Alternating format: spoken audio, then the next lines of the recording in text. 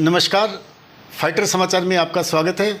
आज जिस शख्सियत से हम आपको रूबरू करवाने जा रहे हैं वे हैं अखिल भारतीय कांग्रेस कमेटी के राष्ट्रीय सचिव कुलदीप इंदौरा।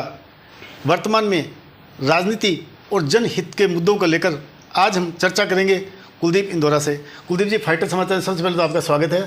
जी नमस्कार सब प्रेस जी, धन्यवाद आपका कि आपने मुझे अवसर दिया यहाँ आपके स्टूडियो में आने का। कुलदीप जी, देश की सबसे बड़ी पार्टी कांग्रेस आज सिमटती जा रही है, क्या कहेंगे आप इसके बारे में?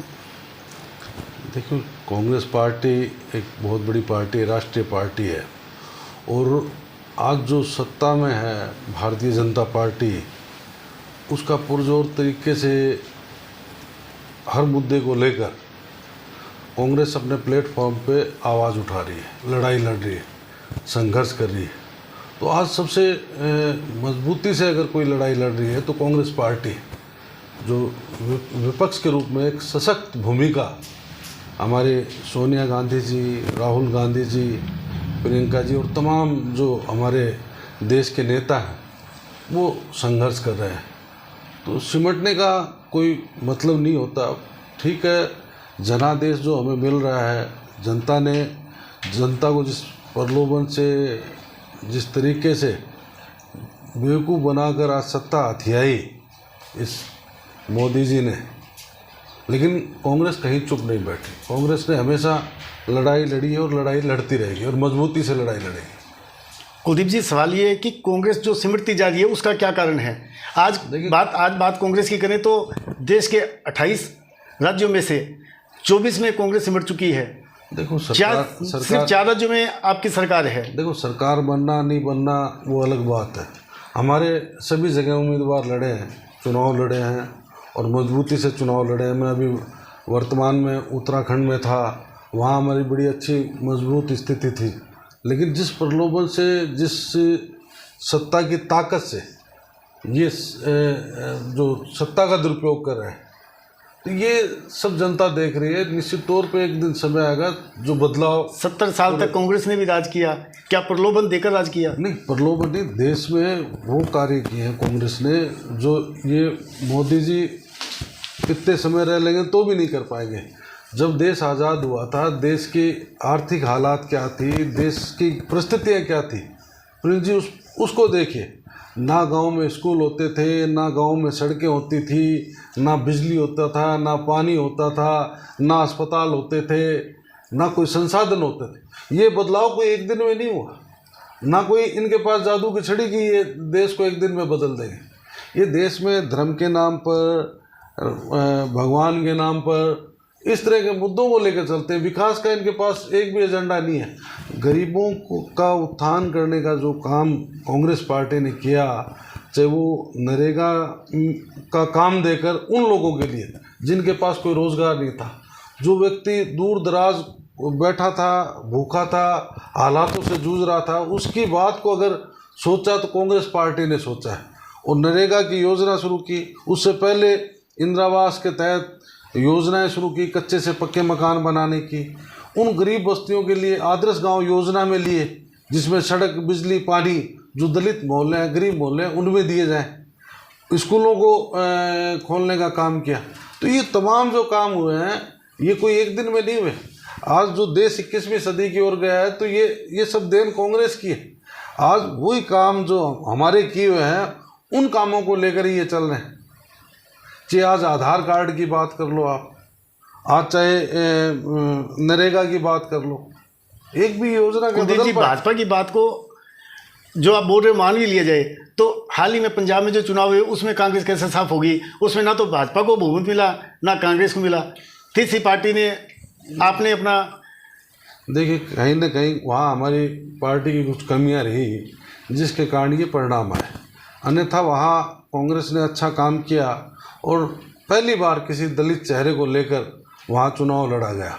और ये कोई छोटी बात नहीं, बड़ा फैसला कांग्रेस पार्टी ने किया कि एक दलित व्यक्ति को चुनाव के मैदान में उतारा और मुख्यमंत्री घोषित किया। परिणाम चाहे जो भी आए, लेकिन कांग्रेस पार्टी ने ये करके दिखाया। तो कांग्रेस पार्टी की हमेशा सोच रही है कि गरीब दलित उनको आगे लाने का काम किया जाए। और पंजाब में जो काम किए, प्रयास रहा कि अच्छे काम हो, बदलाव भी किए ताकि परिस्थितियां बदलें। कुछ ज़्यादा अच्छे काम नहीं हो गए उसमें कुछ ज़्यादा अच्छे काम नहीं हो गए जिसके चलते मतलब जो सरकार थी वो पूरी साफ होगी। आपके जो प्रधानमंत्री मुख्यमंत्री पद के चेहरे थे वो भी आउट हो गए। देखिए, हमारे जो कुछ नेताओं की वजह से वहाँ पंजाब में जो परिस्थितियाँ बनी वो पूरा देश देख रहा था, और वो कारण रहे जो हम जो आकलन करते हैं उसमें हमारी पार्टी की कुछ कमियां रही हैं जिसके कारण ये परिस्थितियां बनी। वो राज्य पंजाब सरकार में पंजाब के नेताओं की कमी थी या नेशनल के नेताओं की कमी थी? नहीं, राष्ट्रीय स्तर पे तो हमेशा प्रयास ये किए गए। राहुल गांधी जी हैं, प्रियंका जी, उन्होंने तमाम सभाएं भी की, और पंजाब के जो नेता थे उनके कहने से बदलाव भी किए, क्योंकि परिस्थितियां जो राजस्थान में है या पंजाब में है या हरियाणा में है या उत्तराखंड में है, तो वहाँ के लोकल स्तर के जो नेता हैं जो राय देते हैं, सुझाव देते हैं, जो वहाँ के राज्य स्तरीय नेता जो चाहते हैं उस तरीके से निर्णय जो हाईकमान ने किए जो सही नहीं थे। कुलदीप जी, आपको नहीं लगता कि कांग्रेस पार्टी जो सिमटती जा रही है उसका एक कारण गांवों से लेकर ऊपर तक संगठन और सरकार का बिखरना है? देखिए, संगठन और सरकार का बिखरने का कोई ऐसा नहीं, संगठन को मजबूत करने का काम हमारा है, और उसमें कहीं न कहीं संगठन में अभी वर्तमान में जो परिस्थितियां चल रही हैं अच्छी नहीं, ये सही कह रहे हैं आप। और संगठन में हमें अभी काफ़ी बदलाव करने की आवश्यकता है ताकि ज़मीनी स्तर पर संगठन मजबूत हो सके। ज़मीनी स्तर का कार्यकर्ता जब तक मजबूत नहीं होगा, जब तक उसको आइडेंटिफाई नहीं करेंगे, जब तक हमारे सामने ये परिस्थितियाँ आती रहेंगी। और ये मैं आपकी बात से सहमत हूँ कि हमारा संगठन कहीं न कहीं निचले स्तर पे कमज़ोर हुआ, जिसका अभी मंथन चल रहा है, जिसमें कई बदलाव करने की तैयारी चल रही है ताकि वो बदलाव करके ज़मीनी स्तर पर जब तक संगठन मजबूत नहीं होगा, क्योंकि सरकारें संगठन के माध्यम से बनती हैं, और जब तक संगठन की आप पूछ नहीं करेंगे, जब तक संगठन को आप महत्व नहीं देंगे, जब तक संगठन को आप तवज्जो नहीं देंगे, तब तक इस तरह की परिस्थितियाँ हमें सामना करना होगा। तो ये बदलाव कब तक होंगे? मतलब पार्टी दिन प्रतिदिन सिमटती जा रही है और बिखरती जा रही है। राजस्थान सरकार को 3.5 साल हो गए, 1.5 साल बचा है आपकी सरकार को। अभी तक आप ना तो संगठन में नियुक्तियां कर पाए हैं, ना ही विभिन्न बोर्डों के अध्यक्ष नियुक्त कर पाए हैं। तो एक और ऊपरी स्तर पर देखें, ऊपरी स्तर पर देखें, अभी बोर्डों के अभी ऊपरी स्तर पर देखें, पायलट और गहलोत खेमा अलग अलग बटा हुआ है, उनकी जग जाहिर लड़ाई है सामने। और कौन सी नियुक्ति हुई है? अभी गंगनर की बात करें, आप जिला प्रमुख भी हैं श्री गंगनर के, गंगनर में भी यूआईटी अध्यक्ष का पद खाली पड़ा 3.5 सालों से। यूआईटी अभी ये कुछ ही समय में जल्दी नहीं, क्यों इतनी देरी क्यों? जब अन्य जिलों में, अन्य स्टेट में सरकार बिखरती जा रही है तो समय रहते कदम क्यों नहीं उठा रही सरकार? आपकी पार्टी समय रहते कदम क्यों नहीं उठा रही? G23 ग्रुप द्वारा भी नहीं, G23 ग्रुप कोई है ही नहीं, ये सिर्फ मीडिया का बना नहीं, बिल्कुल कतई नहीं है। गुलाब नबी मिजाज सिब्बल उन्होंने बकायदा कहा था कि परिवर्तन की आवश्यकता है, मीडिया का बनाया हुआ है। उन्होंने G23 कोई ग्रुप नहीं है, इस तरह का ना कोई ग्रुप बना हुआ है, ना इस तरह का कोई ग्रुप है। नहीं, आला नेताओं ने ये कहा था, नहीं कहा था कि बदलाव की आवश्यकता है, परिवर्तन की आवश्यकता है। हाँ, ये सही है कि बड़े नेताओं ने कुछ सुझाव दिए थे, उन्होंने कोई मशवरे दिए थे जिन पर चर्चा करनी आवश्यक थी, और उन पर विचार, उन सब बातों को लेकर उन सब नेताओं से अभी वर्तमान में ये चर्चा चल रही है। और जल्दी एक चिंतन शिविर जो राष्ट्रीय स्तर का है उसकी हमारी तैयारी चल रही है, जो शायद अप्रैल और मई के माह में किया जाएगा, जिसमें तमाम पूरे देश के सभी मुद्दों पर, सभी बातों को लेकर चर्चाएं की जाएंगी, बातचीत की जाएगी। भ्रष्टाचार की बात करें कुलदीप जी, तो राजस्थान के मुख्यमंत्री अशोक गहलोत के सामने शिक्षकों ने ये बात मानी थी कि तबादलों के लिए रुपए लिए जाते हैं। वो तो मुख्यमंत्री जी ने कहा है, तो उस पर उन्होंने कोई जानकारी भी ली होगी कि इस तरह की कोई है क्या परिस्थितियाँ, और कोई शिकायतें आई होंगी जब भी मुख्यमंत्री जी ने कहा है। नहीं, आपको क्या लगता है, आपका क्या कहना इस बारे में? नहीं, देखो, हमने इस संबंध में जब भी माननीय मंत्री जी को कोई डिज़ायर दी या हमने उनके पास रिकमेंडेशन भेजी, तो हमसे कभी कोई रुपए की मांग नहीं की गई, ना हमने कभी किसी स्थानांतरण में रुपए की नहीं, ये बातचीत की। पिछले दिनों भाजपा के प्रदेश अध्यक्ष सतीश पूनिया जी इसी स्टूडियो में पहुंचे थे, तो उन्होंने कुछ कहा था, आपको दिखाते हैं। इतनी बड़ी पार्टी जिसने पूरे देश पर राज किया, वो व्यक्तिगत तौर पर भी, दिमागी तौर पर भी आर्थिक तंगी से भी गुजर रही है। और मुझे लगता है कि राजस्थान में जिस तरीके का भ्रष्टाचार है, वो यही संकेत करता है कि कांग्रेस पार्टी के आला कमान को कोई फीड करता होगा तो गहलोत जी करते होंगे। जिस तरीके से यहाँ पर भ्रष्टाचार है, उसके पीछे एक दबाव दिखता है कि उनको फंड करना पड़ता होगा केंद्र की पार्टी के लिए। क्या कहेंगे आप इसके बारे में? देखो, इनके तो खुद के झगड़े चल रहे हैं। भारतीय जनता पार्टी अभी तक तो ये खुद ही ये तय नहीं कर पाए कि किसके नेतृत्व में चुनाव लड़ा जाएगा, कौन नेता होगा। तो इनके खुद के झगड़े, आरोप लगाना एक अलग बात है। कांग्रेस पार्टी ने हमेशा ईमानदारी से, निष्ठा से काम किया है और अभी भी वर्तमान में ईमानदारी निष्ठा की बात, देखो, मुख्यमंत्री जब खुद कह रहा है तो वो इस बात को नहीं, मुख्यमंत्री जी नहीं कह रहे। मुख्यमंत्री जी के सामने शिक्षकों ने कहा है कि तबादलों के लिए पैसे देने पड़ते हैं। तो आज विपक्ष की बात को छोड़ भी दिया जाए तो एक सीएम के सामने उनकी सरकार के कर्मचारी उनको बोल रहे हैं कि पैसे देने पड़ते हैं, तो इस बात से इनकार नहीं किया जा सकता कि कांग्रेस राज में भ्रष्टाचार बढ़ा है। नहीं, ऐसा कोई नहीं। विपक्ष की बात को नजरअंदाज भी कर दिया जाए तो देखो, विपक्ष का काम है आवाज़ उठाना, आरोप लगाना, उनका काम है। और इस तरह की कोई व्यवस्था नहीं है कि बड़ी निष्ठा और ईमानदारी से काम चल रहा है पूरे प्रदेश में और देश में। और हमारे जो अभी यहाँ जो विकास के काम चल रहे हैं, गंगानगर में भी मेडिकल कॉलेज है, सड़कों का निर्माण कार्य है, अभी सरकारी कॉलेज, सरकारी स्कूल, अंग्रेजी स्कूल कर्मोन्नत किए हैं। तो ये विकास के काम जो लोगों की ज़रूरत के काम है, उस ओर सरकार ज़्यादा ध्यान दे रही है। कुलदीप जी, आपने भी कहा कि विपक्ष का काम विरोध करना है, तो क्या आप भी एक राजनीति के तहत ही विरोध कर रहे हैं? पिछले दिनों आपने भी महंगाई को लेकर विरोध किया। जो हालात है उनको लेके, इनके पास कोई तथ्य है तो ये भी करे। कोई तथ्य विरोध आपने विरोध किया ना। हम तथ्यों के आधार पर कर रहे हैं। क्या तथ्य थे आपके पास? आज महंगाई, डीजल के दाम आप देख लो ना, क्या क्या भाव हो गए। जब कांग्रेस का टाइम शासन था, उससे दुगने से भी ऊपर भाव हो गए। चाहे पेट्रोल के लगा लो, डीजल के लगा लो, चाहे गैस के लगा लो, चाहे हमारे जो खाद्य तेल है उसके दाम। पेट्रोल डीजल की बात करते हैं, महंगाई के लिए जिम्मेवार कौन है? महंगाई केंद्र सरकार जिम्मेवारी है, साफ दिखाई दे रहा है। आप नोटबंदी कर देते हैं अचानक से आगे, आप कोविड में लॉकडाउन कर देते हैं अचानक से आगे, आप क्या नाम किसानों पर 3 बिल थोप देते हैं अचानक से आगे। तो ये सब तथ्य है। आपने भी, ये कोई छुपी बात मैं भी आपको नहीं तथ्य दे रहा हूँ। आपने कहा कि महंगाई के लिए तथ्य है हमारे पास कि केंद्र सरकार जिम्मेवार है। राजस्थान में कांग्रेस सरकार है। केंद्र सरकार द्वारा पेट्रोल डीजल पर जो टैक्स लिया जाता है वो 27% है, और राजस्थान सरकार द्वारा जो लिया जाता है वो 30% है, जबकि पंजाब सरकार द्वारा जो लिया जाता है वो 13% है।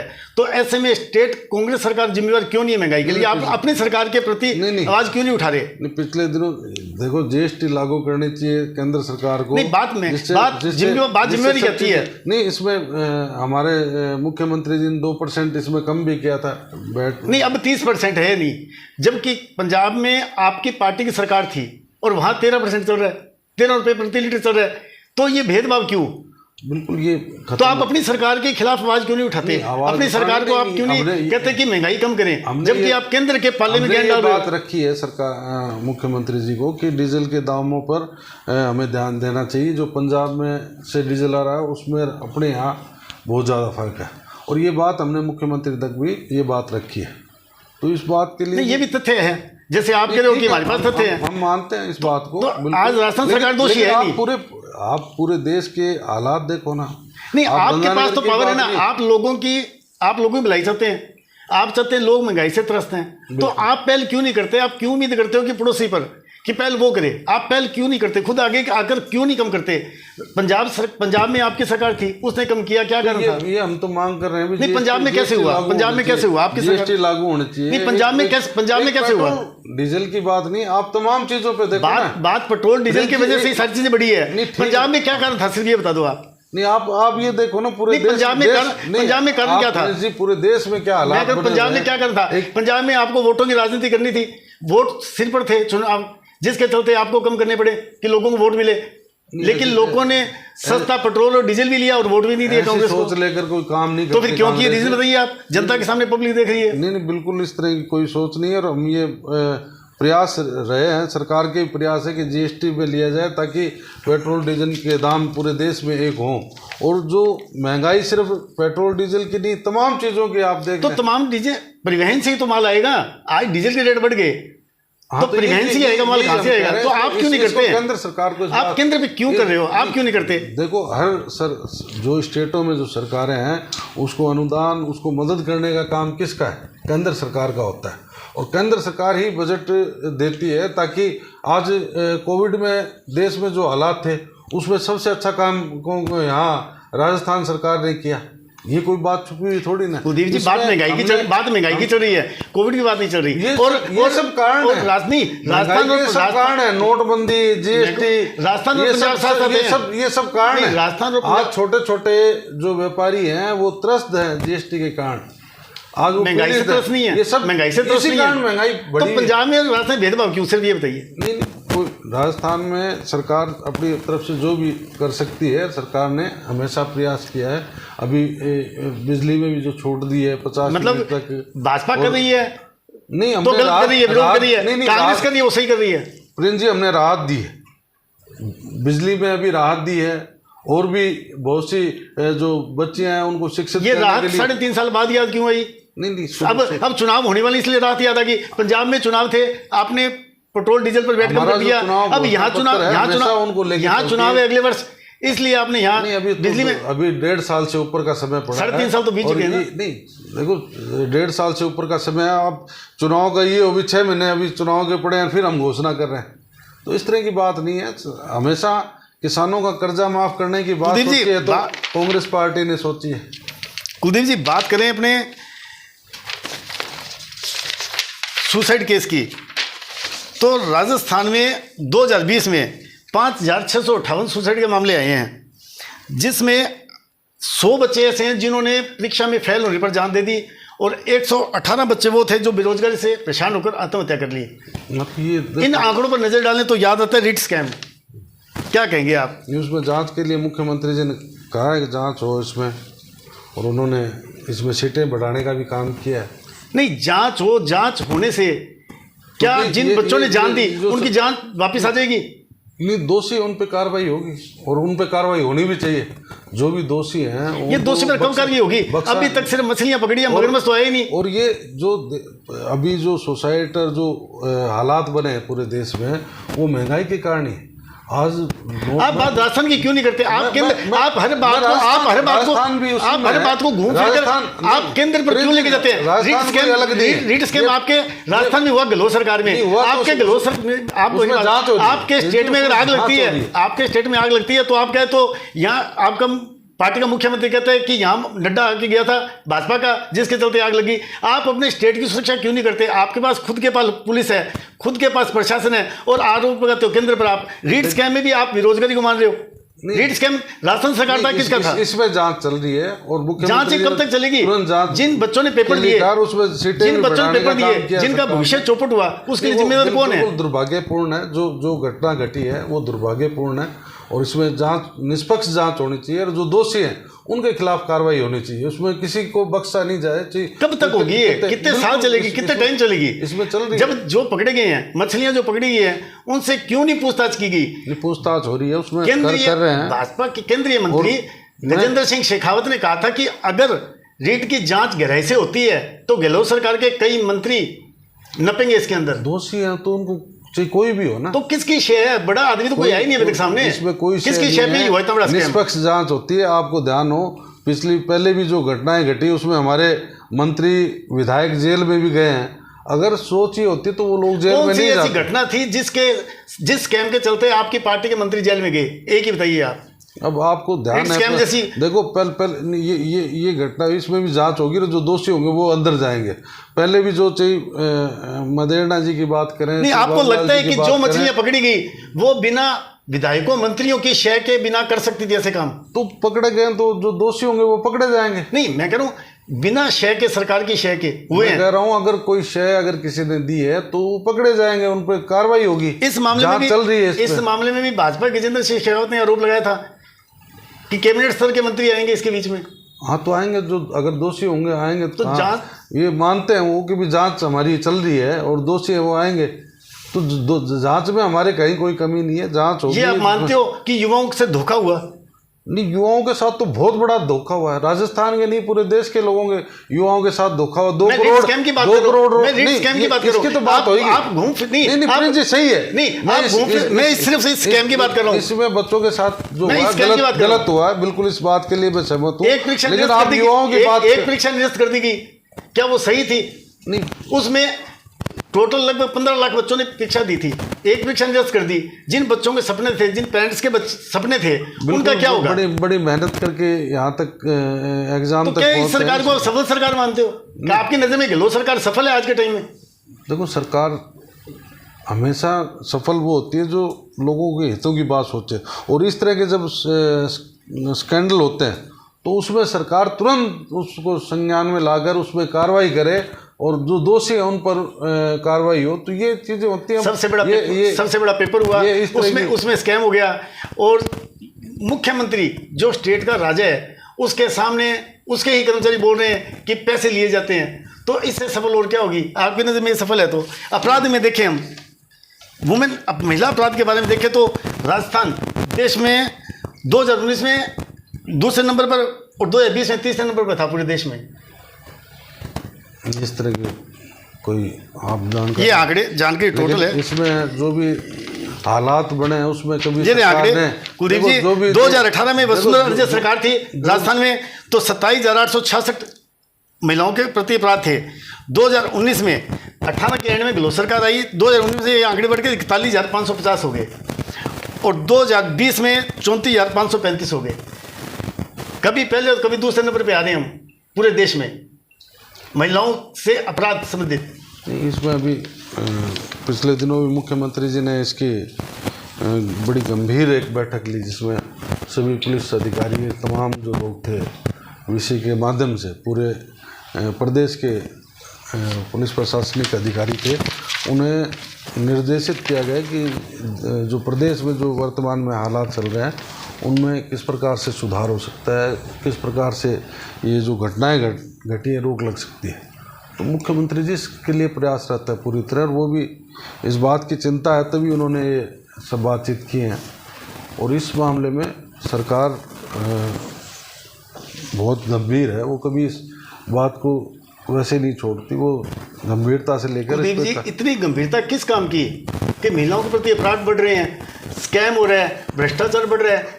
सरकार आपको नहीं लगता कुलदीप जी कि 3.5 साल जो बीते उसके अंदर मुख्यमंत्री अशोक गहलोत सिर्फ और सिर्फ अपनी कुर्सी बचाने में लगे रहे, और अब जब अगले साल चुनाव होने हैं तो इनको अब जनता की याद आने लगी है? देखो, 2 साल से तो यहाँ कोविड का जो माहौल बना रहा, सरकार उसमें तो अपराध तो कम होने चाहिए थे। नहीं, पूरी तरह से लगी रही। अपराध तो कम होने चाहिए। 2 साल कोविड का माहौल बना रहा, अपराधों पे भी अंकुश लगाने का काम सरकार कर रही है, और कोविड के समय भी सरकार का ये पूरा प्रयास रहा कि हर व्यक्ति को बचाने का काम किया जाए, मदद करने का काम किया जाए। जबकि मैं उस समय मध्य प्रदेश का प्रभारी था, वहाँ लोगों को बेड नहीं मिल पा रहे थे, उन लोगों को ऑक्सीजन नहीं मिल पा रही थी, दवाइयाँ नहीं मिल पा रही थी, जबकि अपने यहाँ राजस्थान में इस तरह की हालात नहीं बने, और पूरे हिंदुस्तान में एक अच्छा कार्य करने का प्रयास रहा और उसमें सफल भी रही सरकार। तो ये जो क्राइम बढ़ रहा है इसमें भी सरकार पूरी तरह से गंभीर है, और सरकार इस बात के लिए तमाम अधिकारियों को भी निर्देशित किया, और इस संबंध में आने वाले समय में मेरा मानना है कि अपराध कम होंगे, क्योंकि ये ज़रूरी भी है, और इसमें हम सबके, आप सबके सहयोग की भी आवश्यकता है ताकि अपराध कम हो सके। धन्यवाद कुलदीप जी, आपने अपना कीमती समय दिया, उसके लिए आपका बहुत बहुत धन्यवाद। आपका भी प्रिंस जी, आपने अवसर दिया मुझे अभी हम बातचीत कर रहे थे होने का। अखिल भारतीय कांग्रेस कमेटी के राष्ट्रीय सचिव कुलदीप जी इंदौरा से। आगामी किसी शख्सियत से मुलाकात के लिए फिर मिलेंगे, तब तक के लिए नमस्ते। ताजा तरीन खबरों के लिए फाइटर न्यूज को सब्सक्राइब करें और बेल आइकन को प्रेस करें ताकि नई न्यूज अपडेट होते ही आपके फोन की घंटी बज जाए। once again.